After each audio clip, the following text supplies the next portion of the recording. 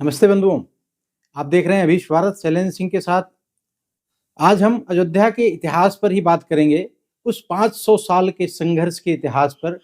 जो एकमात्र विश्व में एकमात्र ऐसा संघर्ष है जो 500 साल संघर्ष करने के बाद वहां पे प्राण प्रतिष्ठा की जा रही है। इस संघर्ष को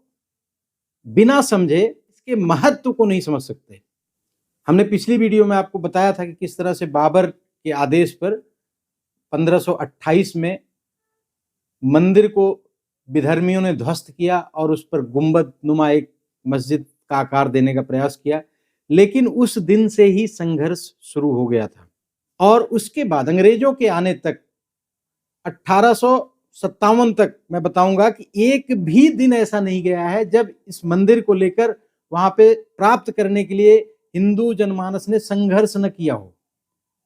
हमने बताया था कि इस तरह से वहां पे उस काल जो ढांचा है उसके बगल में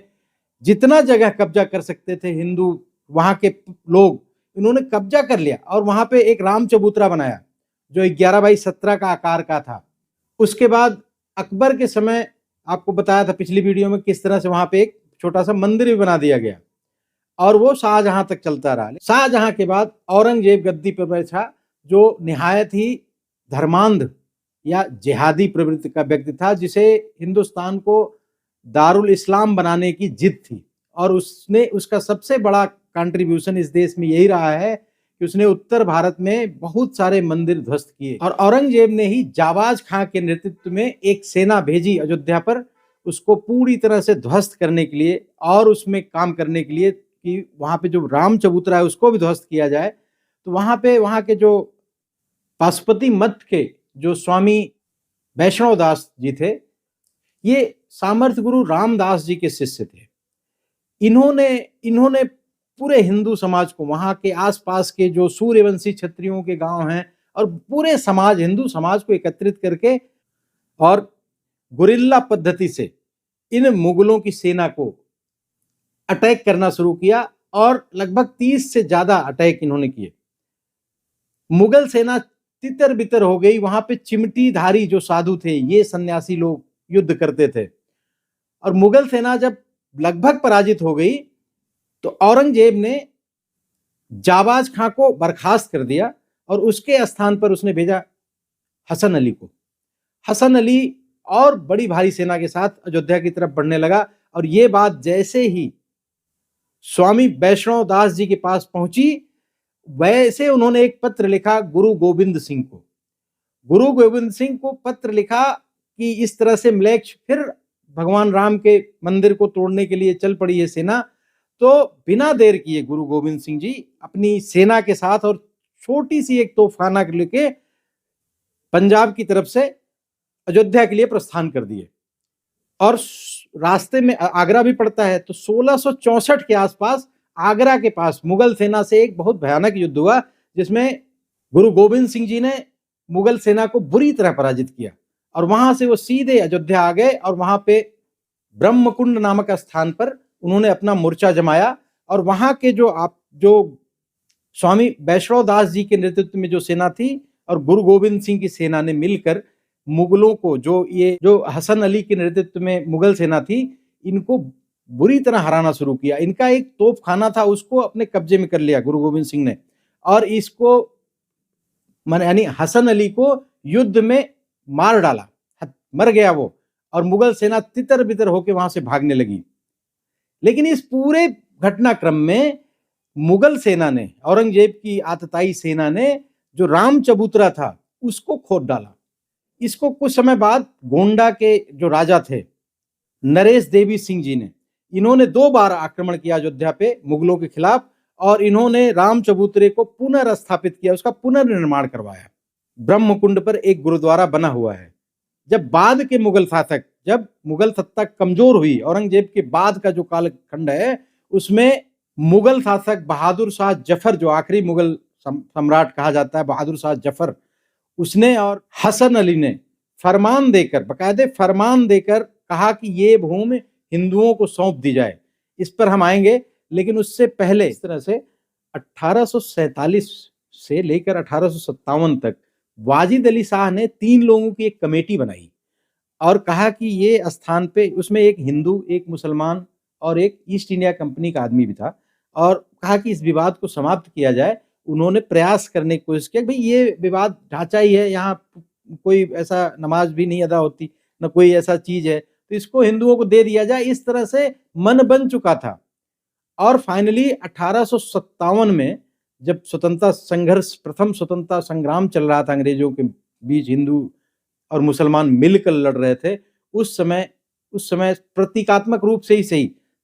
लेकिन उसका नेतृत्व तो बहादुर शाह जफर ही कर रहे थे, जो मुगलों के आखिरी बादशाह माने जाते हैं। 1847 में बहादुर शाह जफर और अमीर अली, इन्होंने एक फरमान जारी किया और उसमें बकायदे डिटेल में लिखा कि हिंदुओं के खुदा रामचंद्र जी के पैदाइश के स्थान जहां पर मस्जिद बना है, वह हिंदुओं को बाखुशी सौंप दी जाए, क्योंकि हिंदू मुसलमानों के नाइत्तफाकी की सबसे बड़ी जड़ यही है। और इसके बाद सुल्तानपुर गजेटियर के 36 नंबर पेज पर ये कर्नल मार्टिन का एक लेख छपा कि जब अंग्रेजों को ये पता चला कि जो विवादित स्थान, जो मस्जिद वाला स्थान है, ये हिंदू पक्ष को दिया जा रहा है, तो अंग्रेज सरकार घबरा गई। उसको लगा कि अब अंग्रेजों का समय भारतवर्ष से समाप्त हो रहा है, और हिंदू मुसलमान अगर इस तरह से एक हो जाएंगे तो हम यहाँ पे रह ही नहीं पाएंगे। और इस भय की वजह से जैसे ही 1857 का क्रांति को दबाया इन्होंने, तो इन्होंने सबसे पहला काम किया, 18 मार्च 1858 को कुबेर टीला एक जगह है, वहां इमली के पेड़ में अमीर अली और बाबा रामचंद्र दास को एक साथ फांसी की सजा, फांसी पे चढ़ा दिया। वहां पे बहुत सारे लोग इकट्ठा थे, उनके सामने इनको फांसी पे चढ़ा दिया। उनको टेरर क्रिएट करना था इसलिए, नहीं तो ये मसला तो जब अंग्रेज ईस्ट इंडिया कंपनी को एक्वायर करके ब्रिटिश ने हुकूमत अपने हाथ में ली, उसी समय निपट गया होता। लेकिन ये संघर्ष रुका नहीं। 1858 में भले जो स्वतंत्रता संघर्ष या विरोध हो रहा था अंग्रेजों का, उसको इन्होंने ये दबाने में सफल रहे, लेकिन राम मंदिर को प्राप्त करने का संघर्ष रुका नहीं। आपको पता है कि नवंबर में ही 1858 में ही 25 निहंग वही गुरुद्वारे से निकले अयोध्या के, और ये जो विवादित ढांचा है उसके अंदर घुसकर वहां पे बेदी बनाकर वहां हवन किया और पूरे दीवार पर राम राम राम लिख दिया, जिसका नेतृत्व बाबा फकीर सिंह खालसा कर रहे थे। इनके नेतृत्व में यह काम हुआ। आज भी उनके वंशज हैं बाबा हरजीत सिंह रसूलपुर, जो कि आज वहां पे लंगर चला रहे हैं अयोध्या में इस समय,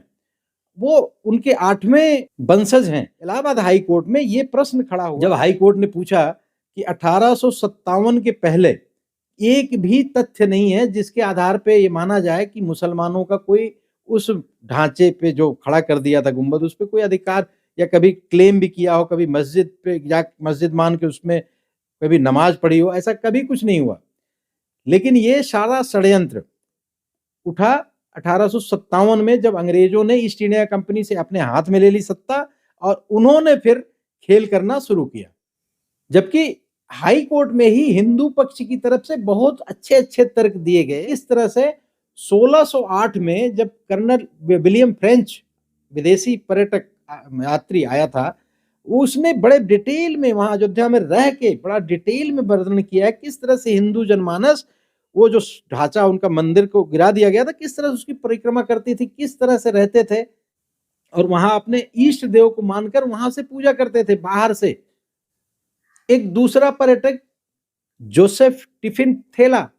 उन्होंने तो 40 साल तक अयोध्या में रहकर पूरा वृत्तांत वर्णन किया है किस तरह से उस ढांचे को जो गिराया गया था उसके किनारे परिक्रमा, उस दीवार के किनारे किनारे जो परिक्रमा होती थी उसकी वजह से वहां की जमीन दब गई थी। इतने लाखों लोग आते थे परिक्रमा करने,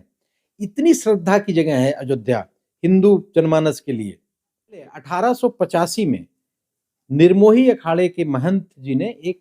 वाद कोर्ट में, जो ब्रिटिश कोर्ट थी भारत में, उसमें ये बात दायर किया कि जो राम जन्मभूमि क्षेत्र परिसर के बगल में वो जो राम चबूतरा है, उस पर छप्पर को पक्का करने के लिए बात डाला कि वहाँ पे बहुत सारा धूप, गर्मी, बरसात में हमें बड़ी दिक्कत होती है, वहाँ पे हम दिन-रात बैठे रहते हैं, वहाँ पे श्रद्धा का इतना अगाध प्रेम है उस स्थान से हिंदू जनमानस को कि आप सोचिए कि खुले आसमान के नीचे सालों से लोग बैठे रहते थे। बारिश है,